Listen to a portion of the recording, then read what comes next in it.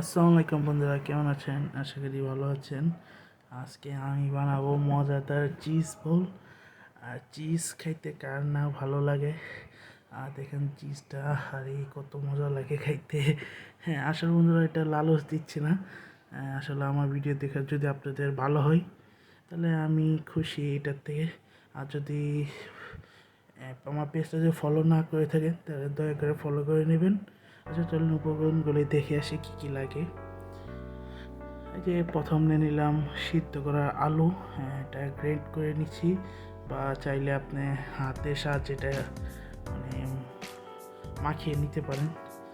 তারপরে যে লবণ দিয়ে দেবো স্বাদ মতো। তারপরে যে দিয়ে দিলাম সাদা গোলমরিচের গুঁড়া দিয়ে দিলাম। তারপরে যে গরম মশলা দিয়ে দিলাম। চাইলে একটু লাল মরিচের ফাঁকিটাও দিতে পারেন, সমস্যা নেই। আর দিয়ে দিলাম যে পেঁয়াজ কাঁচামরিচ কুচি দিয়ে দিলাম।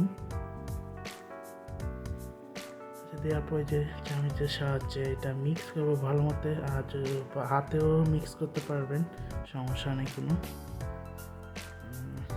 আচ্ছা বন্ধুরা, দেখুন মিক্স হয়ে গেছে। এখন এটা গোল গোল করে আমি বল করব। দেখে বল তো সবাই করতে জানেন, এটা আসলে দেখার কিছু না, তাও দেখাই দিলাম। দেখুন হয়ে গেল। আচ্ছা, তারপরে যে দেখুন সবগুলো করে নিলাম বল। তারপরে যে চিজ ছোটো ছোটো করে কিপ করে কেটে রেখেছিলাম। তারপরে দেখুন কীভাবে এটা চিজটা এই বলে দিতে আমরা দেবো, দেখে নিন। আমি যেভাবে করছি সেম টু সেমভাবে করে নেবেন, তাহলে মনে করেন আসলে ছুটবে না এটা। আচ্ছা, আর হাতে চাইলে একটু তেল লাগিয়ে নিতে পারেন। তেলটা লাগাইলে আসলে ফিনিশিংটা একটু সুন্দর হয়। আর যে মনে করেন এটা লাগে না আলুটা। আচ্ছা দেখুন, আস্তে আস্তে সব কিছু করে নিয়েছি। তারপরে যে একটা যে মিশ্রণ তৈরি করছে, এটা আসলে আটা বা ময়দা দিয়ে একটু পানি দিলে এটা করতে পারবেন। আচ্ছা, এটা এখন মিশ্রণটার সাথে এখন মিক্স দিয়ে দিলাম। দেওয়ার পরে যে কুক করব। আসলে কুক করার সময় যে হাত ভিজানো থাকলে আসলে সমস্যা হবে, তাই শুকনা হাতে এটা কুক করতে হবে। দেখুন কুকটা কত সুন্দর মতো এইগুলো কুক করাটা, দেখুন। তাহলে এটা ডাবল কোটও করতে পারেন, সমস্যা নেই। আচ্ছা, এই যে সবগুলো হয়ে গেল, এখন ফ্রাই করব।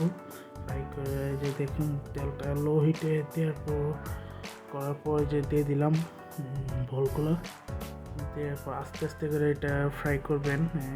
বেশি হিট দিলে আসলে পুড়ে যাবে। পুড়ে গেলে তো আসলে জিনিসটা দেখতে অনেক খারাপ লাগবে দেখতে। আচ্ছা, তারপরে যে উল্টিয়ে নেব।